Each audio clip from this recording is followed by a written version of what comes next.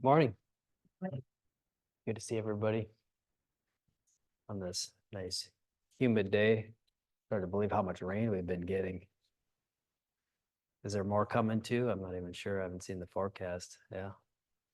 Almost too much for probably flooding reasons. And um, also wanted to say happy Father's Day today. It's a good day. So all you fathers out there, just give a shout out to you. For today's talk, I recently ran across a teaching by Katagiri Roshi. This is the teacher who helped bring Zen to Minnesota in the 70s. He's got a couple or a few books actually, and this particular teaching comes from one called Returning to Silence. And it's a chapter near the end of the book, and it refers to a traditional teaching. The title of the chapter is 10 Steps of Faith. And I'll be looking at that particular chapter and then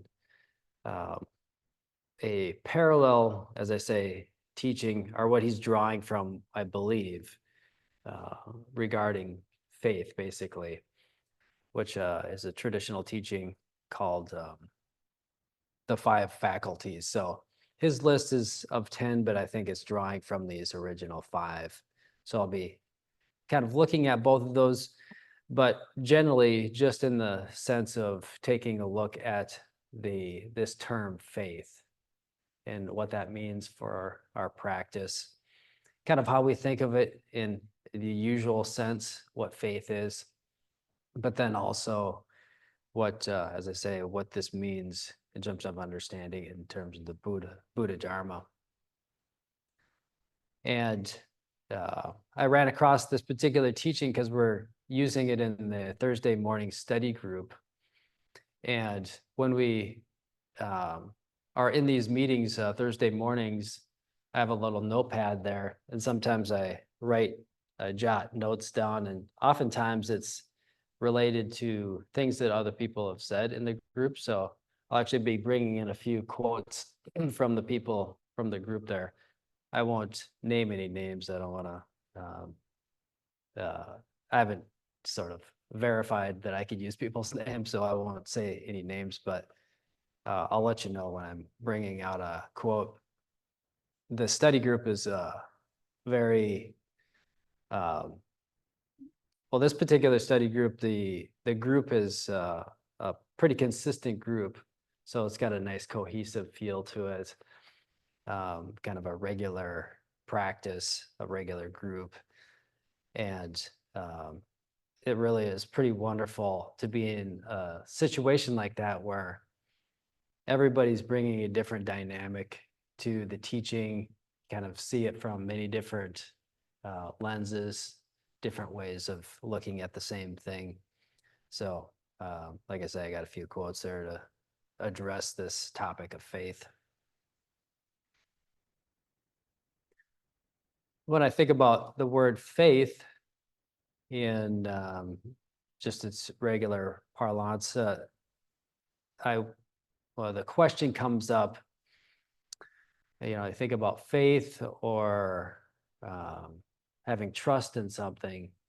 The question comes up, do we need to have an idea, or do we need to think in order to have faith in something? And you can think of many different examples. And I think in our everyday life, we actually, we do find that, we're using ideas, like if it's in the realm of the scientific method or journalism, you're taking in ideas and you're sort of weighing the source and the methodology of the, whatever information is being presented to you. And then you have to make an assessment of whether you basically trust the source or not, whether we have faith in a person, maybe based on an experience, or a set of experiences that we have with a person. So in that sense, I think it is, it shows up in the relative world in that way, where faith is informed by ideas. And that's probably how we normally sort of think about or experience faith in probably a vast amount of examples. And because of that, it becomes a little bit of a challenge when we shift to the teachings of Buddhism or the Buddha Dharma, and we use that kind of method of trusting ideas in trying to understand what the teachings are pointing out to us. But with the Buddha Dharma, actually, we're not placing trust in ideas, because trust, in terms of what Buddhism is indicating, cannot be something indirect. And no matter how we mix and match our ideas and our thinking, it'll always be indirect. There'll always be a sense of doubt that will arise with any type of concept that we have. But with the Buddha Dharma, what we're looking at here is just experience itself. So not indirect, but actually direct trust or faith. So it's not confirming something based on an idea. This faith, as we speak of it in Buddhism, is relating to direct confirmation. Oftentimes you'll see in Buddhist teachings that essentially the teachings are indicating that it's not helpful to place blind trust in anything, including the teachings. So it's there's many different stories. One is of the Buddha, where he visits a clan named the Kalamas, and they're asking the Buddha, "We've seen many people come through our area, and they, leaders, our teachers and so forth, and then they kind of tell us what their philosophy is. And now this group is seeing the Buddha, and they're saying, why should we trust you? Why should we trust what you're saying?" And the Buddha says, actually, don't trust me, don't trust the authorities or what you read of sacred scriptures or Brahmins. The Buddha was pointing to putting faith in experience itself. That's what the Buddha is always directing our attention back to. So blind trust is really not any part of this practice of Buddhism. Actually, when you take a closer look at it, blind trust is only operating in the area of ideas and conceptualization. That's the only kind of instance where we can actually apply blind trust, is with ideas and thinking. And it's blind because it never really conveys a true picture of what's happening. No matter what type of idea we have, what type of concept we have about reality, it's never gonna give us a clear understanding of what's truly happening, which again is just direct experience. And the only way for us to really see through this blind quality is actually just to see through what thinking is. And that's nothing more than understanding and feeling the limitations of ideas and concepts. So we can see through this confusion that we often have about holding to ideas and thinking that they'll represent some sort of truth about experience. So I kind of bring all these things up, as I've alluded to. It becomes a little bit of a problem when we come across teachings then. So many cases in our life will come across some sort of teaching, and as the case is with pretty much any type of learning that we do, we the underlying assumption is that there's information that's available, and then we're going to take that. So we don't know something, and whatever teaching or learning is happening, we'll think about that and we'll either accept it or reject it. And that's what the underlying assumption is. But in this case, the Buddha's, the teaching here that we're looking at, I'm going to lose my spot here, is different than what you would normally think in regular teaching or any type of learning in that way. The Buddha Dharma, the teaching of the awakened, is unique in the sense that it's almost the polar opposite of a normal type of learning situation. So the normal learning situation is, the assumption is that you do not know, and you'll take the new idea and then you will know. The Buddha Dharma is the exact opposite. It is assuming that you do know, and we do know direct experience. So it's as I was saying, kind of difficult when we think about what trust is or what teachings are, when we come across something that's completely different. It's, again, the polar opposite. And there's many different qualities of Buddhist teachings that I think kind of illuminate this difference a bit. One thing is that the teachings are oftentimes, good teachings are a bit challenging for us. So they'll always be coming back to this reminder that what we think or how we're taking our experience is probably, if we're holding to any type of idea, that's not the full picture. So it has this challenging aspect to it, where we're kind of questioning our ideas and our beliefs. The teachings can also help shift our thinking in our way of being too. So that's another quality. So it's changing just the way we would interpret our reality, and gives us a different way. Oftentimes that way is in a movement that's going away from self-orientated ways of navigating the world. So that's another quality you'll find in the teachings, is that the teachings will move us away from self-oriented perspectives. And one other major aspect of the Buddha Dharma teachings is that they're often very difficult to hold. The really great teachings are elusive, and you think of maybe koan study, or if you've heard the name Dogen before, you'll read that, and it's pretty difficult.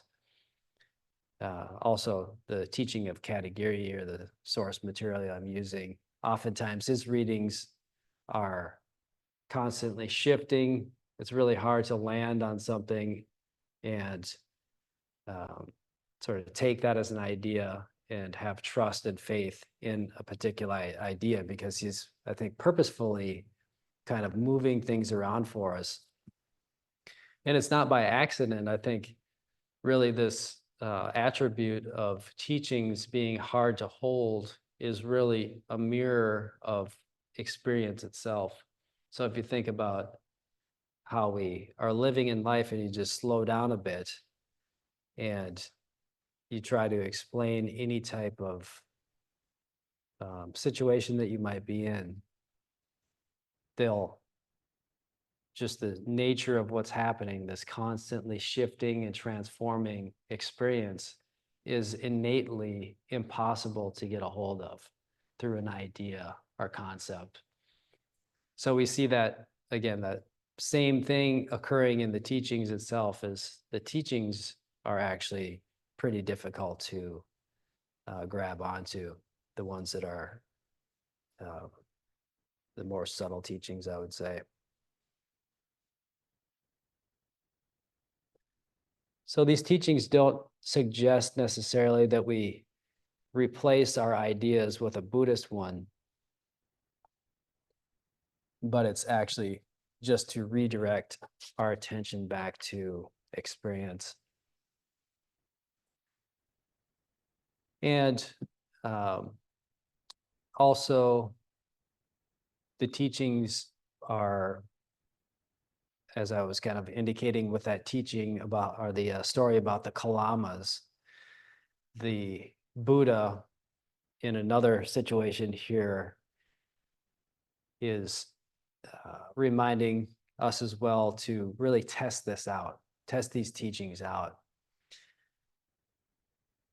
Normally that means compare it to our existing ideas, but the Buddha is talking about something a little bit different. So he says, when one gives ear, or we hear this teaching, we hear the Dharma, the practitioner examines the meaning of the teaching, and having done that, begins a reflective openness of the teachings. And then when that happens, a energy or a zeal can spring forth from that. And from there, the practitioner applies their will. And from there, they test that or scrutinize that teaching. And from there, we can have a resolve to practice. So this is a example of the Buddha, again, giving instruction to really test this out for ourselves, to not just consume a teaching as kind of a philosophy and try to apply it to our life, but actually put it to the test in terms of really paying attention to what's going on in our life and see if it really makes sense to us, if it feels right to us, not intellectually. I mean, it could kind of have a resonance in a philosophical way, maybe some of the things that we come across in the teaching, or kind of a intellectual sparkle to it. But here the Buddha is getting us back to paying attention to our life and understanding, or seeing the teachings in that way, that we can read the teachings and know what it's actually saying, again pointing us back to reality.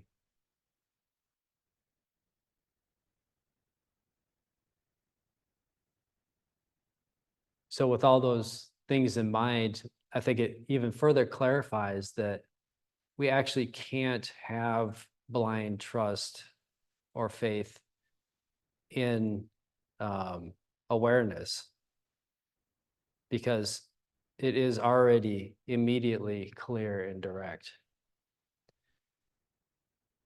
So if we come across the teachings and the question comes up whether we should believe it or apply it, or whatever ideas we have, that actually kind of is besides the point.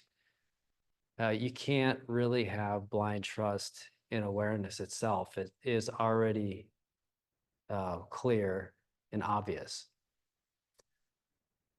So it's, again, just a little bit, or not a little bit, but it's quite a shift from what we're normally used to. This term faith is really very different than the usual application of that word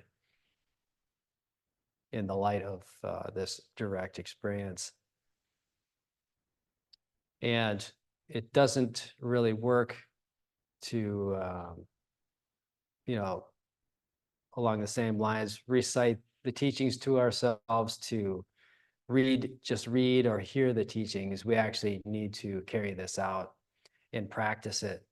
So that's really the only way for the comparing mind, this mind that would say, I either trust something or I don't trust something. the only way for that really to drop away is through practice itself. And the teachings are, again, pointing us basically to practice of really fully living our life in each moment. Of course, we have formal meditation as well to help us understand what our life is. Session and daily sittings are very helpful to clarify what our life actually is. So that is really the only way to see through this comparative mind that comes up so often. The Buddha said that these things are these teachings, or I should say, what the teachings are pointing to shine openly, not in secret. And what are these things? It's the moon, the sun, and the Dharma. So another example of how the Buddha was trying to indicate to us that the teachings are just there as a pointer for us to come back to really seeing our life in its immediacy.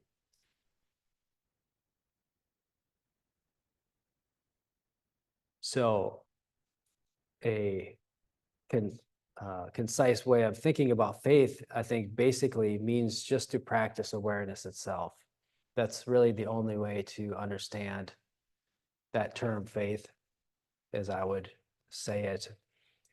And what that really means is just to engage in sitting, engage in practice, understand that we can't get a hold of anything, no matter how much we try to grasp after ideas or maybe ideas that come about in practice itself about getting something different or getting a special state of mind. All we have to do is just continually acclimate ourselves to this ever fresh reality that's happening. Just always come back to what this is right here in front of us. So faith is really just engaging in the activity of life itself. That's actually the expression of faith in the Buddha Dharma. So it's something as simple as when we sit down, whether we're sitting in meditation or sitting in a chair, we're 100% doing that activity.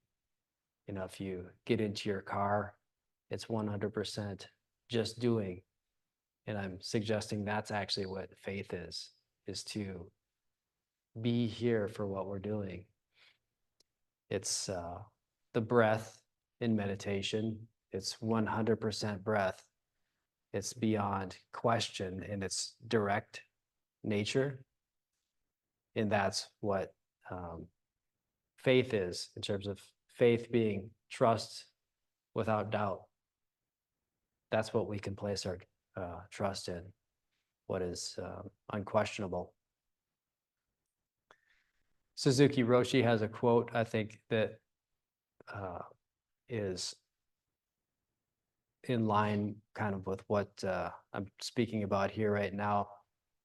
He said, following the breath is not to control thinking, but to take care of your breath. And this is sort of a striking statement in some ways, because so many different ways of picking up some new activity that we have, whether it's learning something or even the notion of what meditation should be.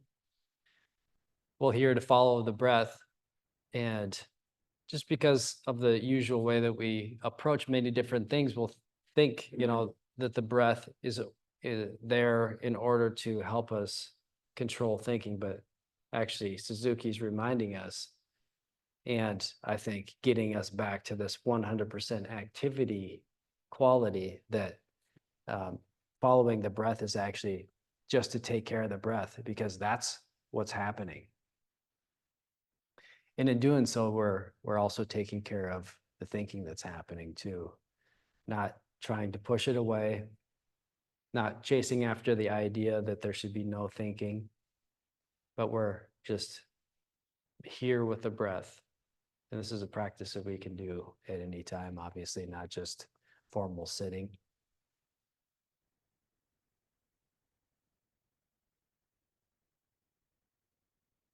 A quote that came up in study group was, Zazen, sitting meditation, is a way to totally be honest with ourselves, which I thought was a nice way of stating something kind of similar to what we're talking about today.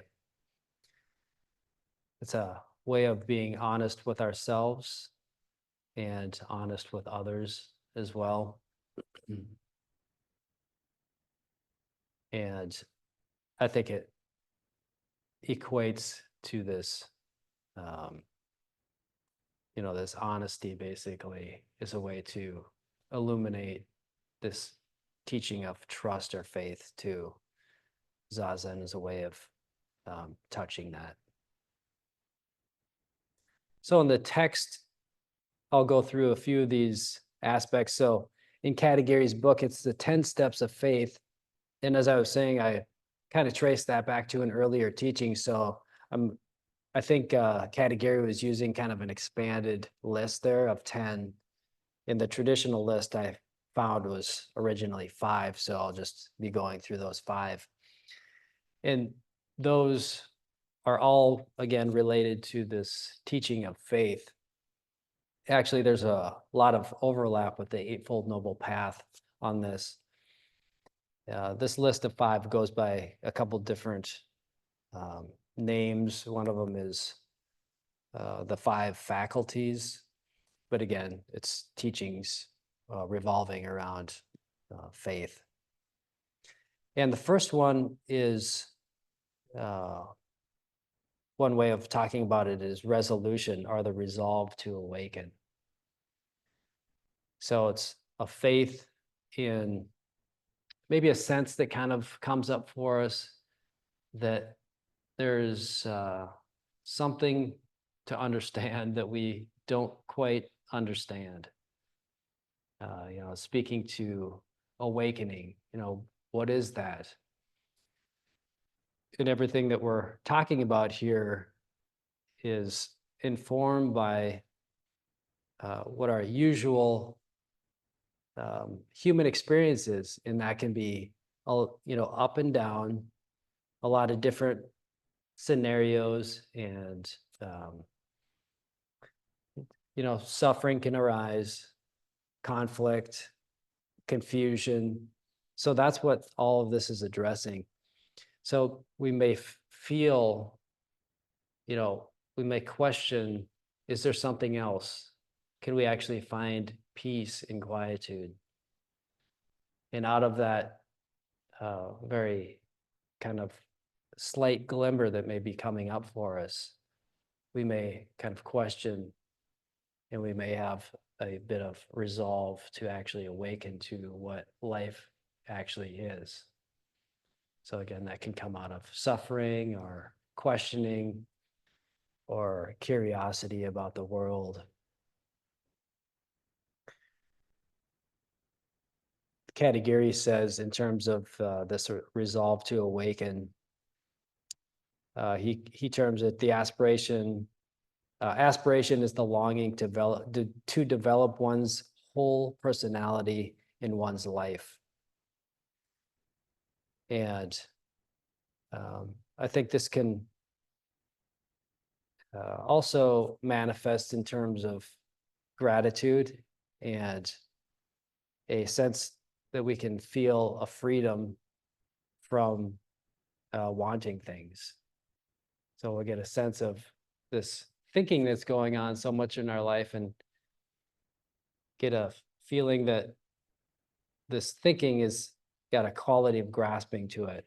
And there's something, potentially another way of seeing our life and what's happening.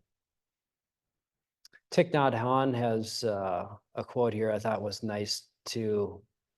I think it weaves together with this a resolve to awaken, but also, of course, the this term faith, and he uses the term entrust. Thich Nhat Hanh says, I entrust myself to earth. Earth entrusts herself to me. I entrust myself to Buddha, or the reality of awakening, and Buddha entrusts herself to me.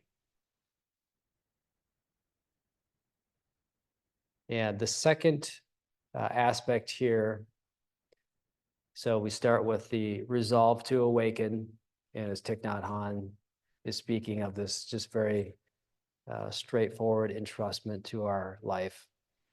The second aspect is energy.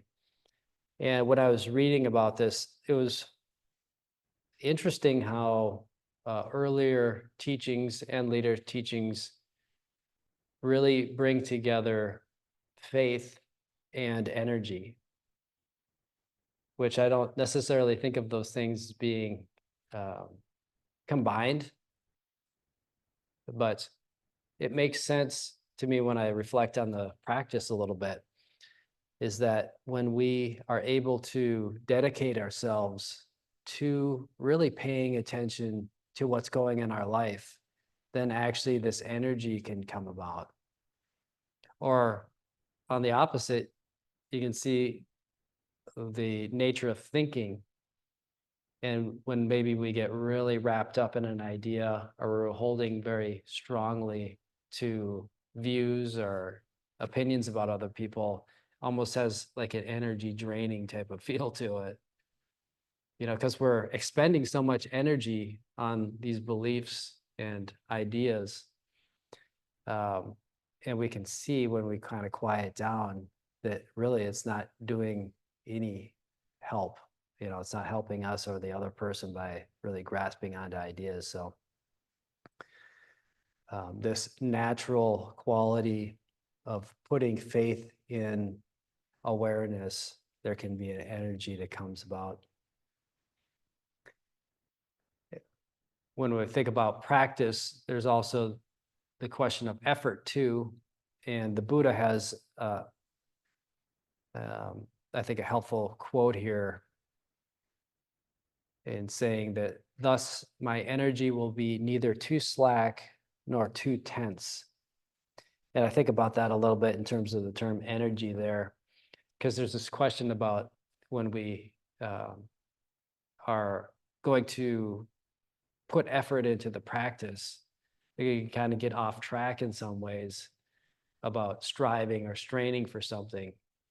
But a teaching like this, which sort of points to the middle way, I think, in a lot of ways, is to neither be too slack nor too tense. And that's really, if we're looking for a kind of a compass in terms of effort, that's a really, teachings like this are really great. So basically, all we're noticing is when we're sliding off into a bit of an extreme, maybe we'll have an idea about the teachings and we'll sort of grab onto that. We can, with a presence of mind, notice there's potentially some leaning going on there, and then just come back to the middle way.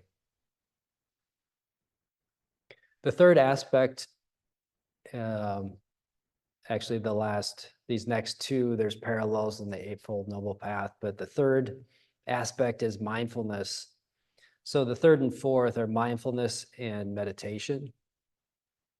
And a great way to remember those, I think this is from Buddhism Plain and Simple, because in some ways maybe mindfulness and meditation maybe kind of seem similar, but one way to look at them would be mindfulness is that we're coming back, and meditation is that we're staying here.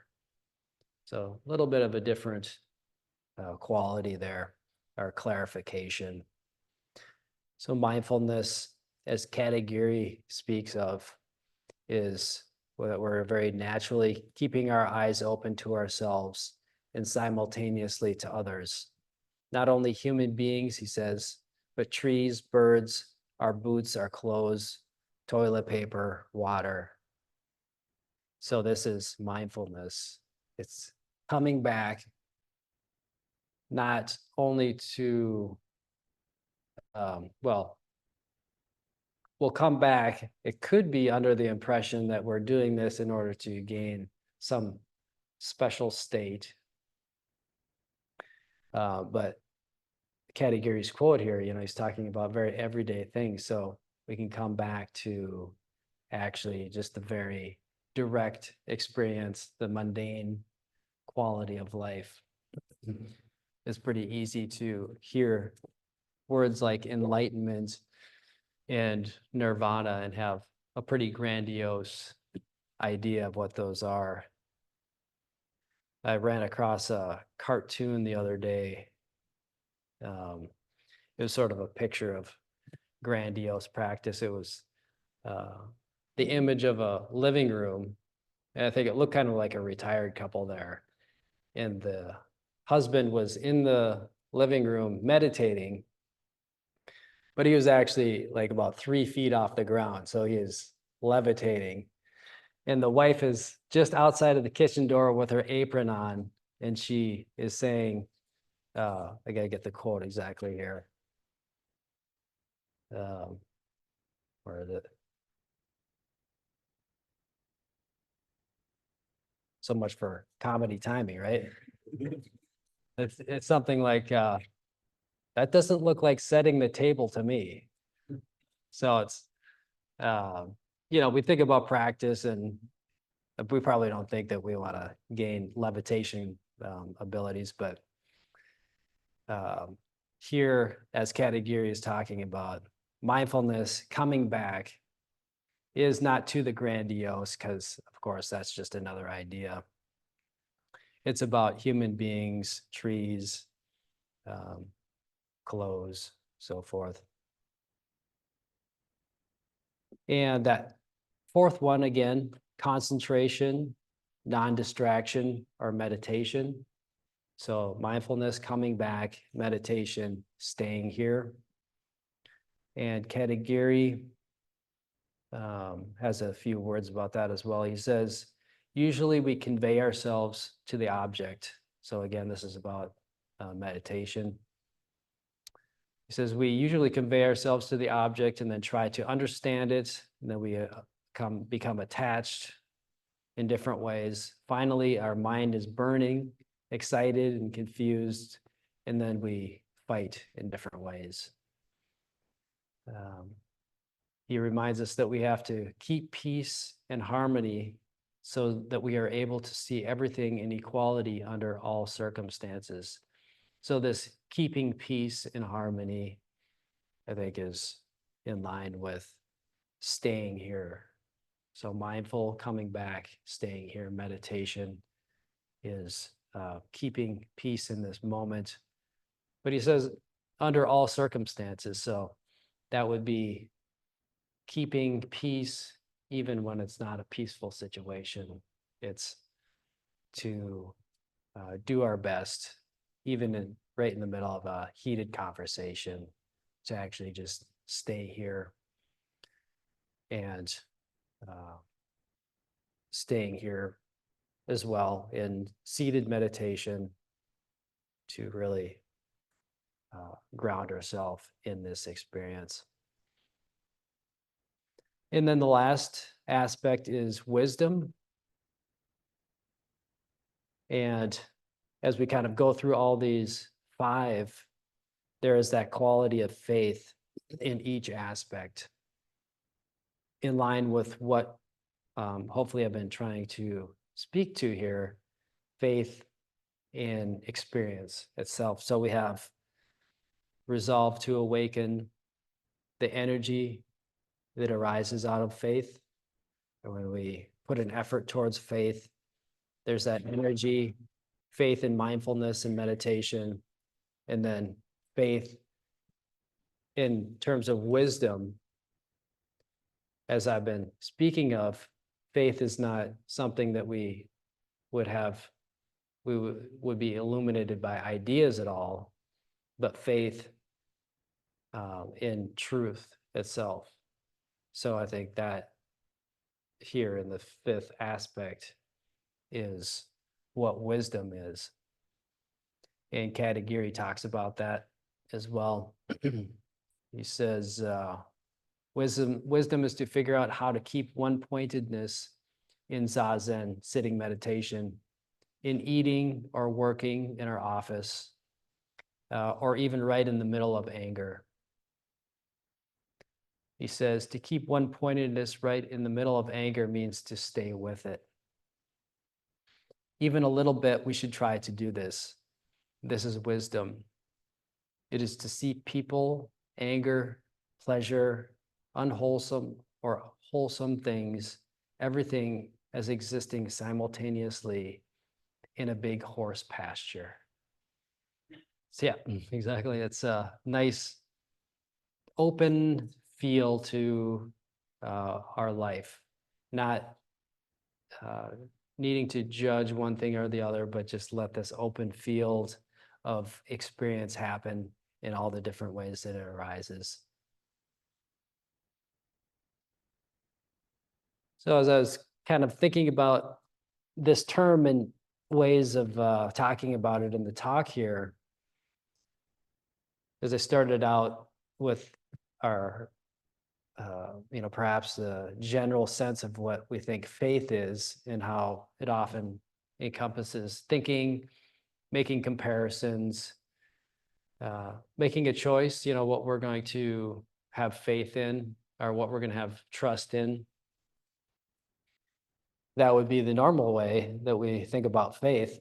So what really, as I was, again, thinking about this, what is the way that I would explain faith in Buddhism? And I think for me, to really get down to it is just to live is to express faith. And that kind of came to mind in a way for the reason that I think faith is not something that we need to, like put an intentional effort into trying to trust something, or again, making some sort of assessment about what's worthy of faith. But actually, faith is just a very natural truth of experience. It's nothing that we need to instigate or make some sort of comparison or assessment. In that way, just to live life directly is to express faith. And again, energy can emerge or this trust can emerge as reality just rings true of its own accord. It's constantly ringing with that truth. So faith is not thinking, it's just actually taking up this 100% quality that is actually happening at all times. An example came to mind about an image of preparing guacamole in the kitchen, and the activity that happens there, like so many different activities in our life, it can kind of come down to different steps, and those different steps can have their own goal to them. So we'll get the avocado. Basically, all these steps are with something in mind, the guacamole sauce. So doing this cutting, around the perimeter of the avocado to get guacamole, and then scooping out the avocado to get guacamole. And then even after, we get the guacamole, it's all part of preparation of the meal, or it's about eating the meal, about getting energy. Maybe we can just keep going and going in terms of this chain of effects. And of course, this is all just thinking, basically. Why are we doing this? It's to get energy. If we're forced to answer the question, why are we eating a meal? We'll come up with a different idea. But in light of this faith or 100% activity, actually we can take that avocado out and set it on the table just for the sake of doing that, and actually have that 100% activity be fully what our activity is. And then the cutting of that and setting down this sort of leaning forward that we're doing, what's the next step? What's the next step? And it's not something we verbalize, obviously, but it's just a feeling of, doing this for that, doing this for that. We can actually scoop that out and notice the texture and then chop up the avocado. Each step exactly of its own nature and fully 100% what it is that we're doing. Katagiri talks about this a little bit in reflection to how what I'm talking about here, this 100% just doing. He says, whatever happens, all we have to do is be constantly present right in the middle of the process. This is the beginning and also the end. You can do it. It is open to all people, whoever we are.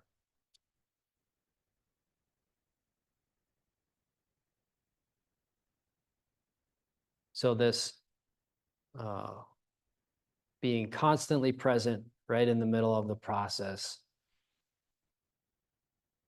it resonates with a certainty of its own, being right in the middle of process.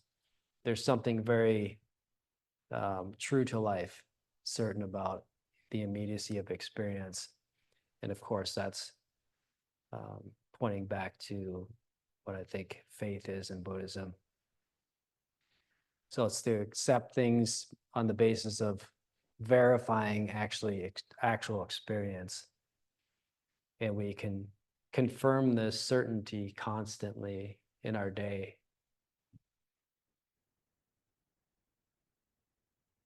So just to live, just to come back and stay here is the expression of faith itself. So we're just not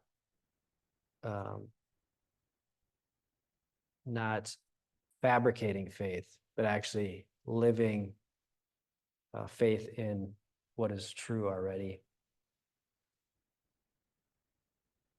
So it's not something we need to create. It's almost like watching the sun come up. There's just a certainty to that. There's a trust in a naturalness. Just watching the sun come up, we're there for that activity completely. It's nothing that we need to think about. And just to conclude the talk here, another quote that came up is that we can accidentally fall into this faith in practice. Because it is, as we've been talking about here in the talk, it's not accessible through thinking or cogitation or philosophizing. So then we can't really put our intellectual finger on it.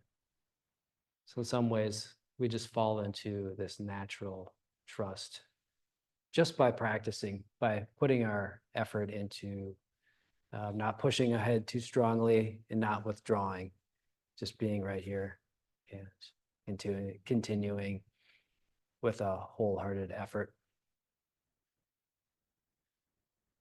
I don't know if anything comes up for you in terms of questions or comments at all, but I got a couple minutes here if you have anything.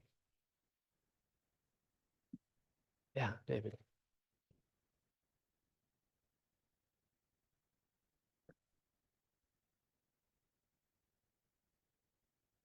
Is this faith like faith that the sun will come up in the morning?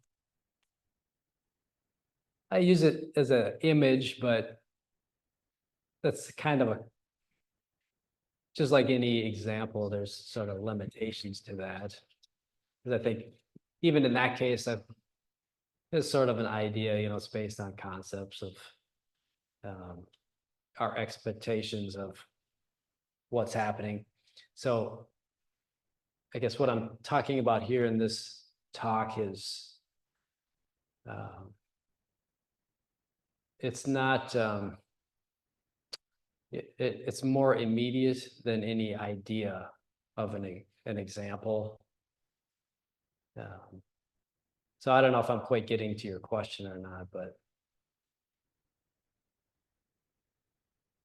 it can only be known, as I was saying, through verification in immediacy itself. So in that experience could be anything. It could be the rising of the sun, or the sound of the leaves outside, or a sense of humidity. But whenever we start to explain it in any way, that's not immediacy anymore, or it's the immediacy of thinking at that moment. But so I don't know, was I getting to kind of what you're thinking about there? How about faith that things are going to change?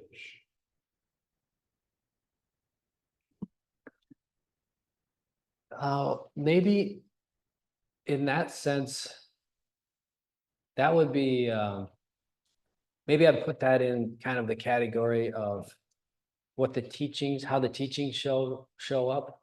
So like they're challenging to us. Normally we think we are operating under the sense of permanent things, and then the teaching of change helps us kind of challenge our ideas. But ultimately speaking, even to say that things change, is limited. So the only way to understand faith or trust is really just 100% activity.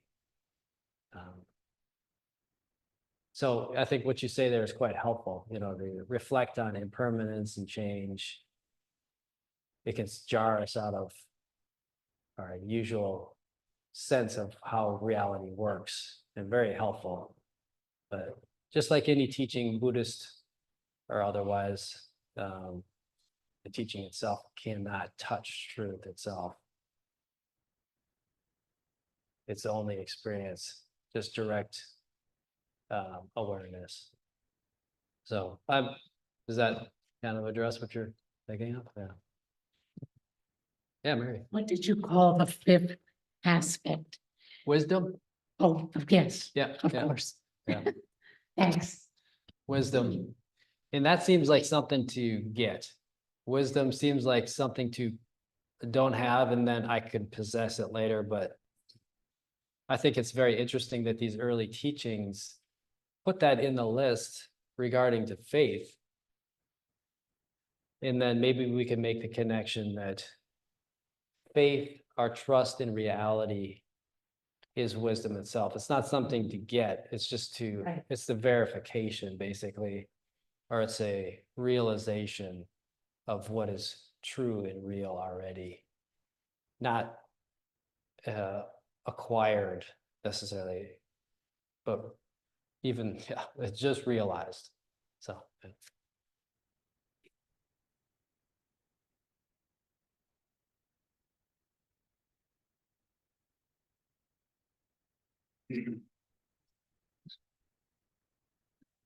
Yeah, so thanks for your talk. I thought it was great, and it's one of my favorite subjects. So I personally, I think of myself as pretty skeptical in general. But I found you need faith to a certain degree, in certain areas, like your spiritual practice. It's kind of what keeps you coming back. It kind of makes you open that this is gonna work, that good things are gonna happen. mhm. Would you mind talking about faith when it becomes maybe an attachment? You latch onto an idea, you get something that doesn't fit that, you can sort of throw that away. Oh, that can't be right. I know what's going on here, and you close yourself off to things that are happening just because you get too stuck to the faith side of things. Yeah, it's a great question. It's a tricky one too. It makes me think of effort too a little bit. It's hard to know how to go forth in the practice and put some effort into it, but not attach or get off track by maybe striving too strong, or striving or pushing ahead too strongly. Let me think. Just thinking of my own experience in terms of practice, or there's certain things, and you see it actually in the Zen Mind Beginner's Mind. Suzuki Roshi comes back to, he's defining his own teaching as encouragement. So I think that's almost how he would really, well, he talks about teachings in a couple ways, and one of them is encouragement. The other one is that it's there to help us when we attach, basically, or we attach to an idea. And the encouragement part reminds me of your question in terms of our with the faith, or I can't remember exactly how you explained it there in the beginning, but sort of this momentum that we can have with faith, or that there's something to this. And the teachings, as they encourage us by not giving us something, but almost this, it's almost like an elusive opening, like there's, something else besides how I think about this, it's just like whatever it is that gives us encouragement, basically, in the teachings, a sense of really, I can put effort into awakening to reality, so that's, I think, what faith is, just an encouragement. But all of that, whenever that happens, even if we're reading something and we're encouraged, I think it's actually just reality is becoming more forefront to us somehow. And so it often happens with the teachings that are hard to hold, are hard to get a hold of. So reading a koan, or maybe Suzuki Roshi, where you can't make sense of it, but then something seems like there's something to this. And we'll equate it that I'm encouraged by the teaching, but again, I think that encouragement or that momentum is not coming from, that's sort of a limited way of thinking about it, but it is of this nature of this, there's something true and real to this experience. So that's what the momentum, I think, so the faith and the energy being together, kind of like what we talked about. And then even to second point of your question, we may get an idea of faith or think it's coming from something specific, or we may have a teaching that we are putting up on a pedestal. Then even in that moment, we can still, if we see confusion or a bit of grasping going on there, the moment we see that, that can be encouragement too. And again, it's nothing specific that's happening there, but it's just, it's just opening the hand of thought, to quote Uchiyama Roshi. So we sense the leaning mind, and then there's this, right in the noticing itself, there is this opening the hand right there. So it's not that we need to notice confusion and then return to something. Right in the noticing, there's right there. So even in the grasping of faith or grasping of teaching, all we have to do is this 100% activity. And then again, this encouragement can come up. But it's not always encouragement. Obviously, there's, sometimes practice is pretty hard too. And we're using a lot of different things to help move forward in our practice, including the things that we've come up with, practical things like when we're going to sit and stuff like that. So it all comes together. But at least that's what I'd say for sort of the deeper impulse or the deeper recognition of what happens when, or what faith actually is in terms of giving that energy. It's actually probably the truth of reality, just itself being expressed that we're maybe getting a little deeper sense of. So I don't know if that quite gets to what you're. Thank you. Good question, thanks.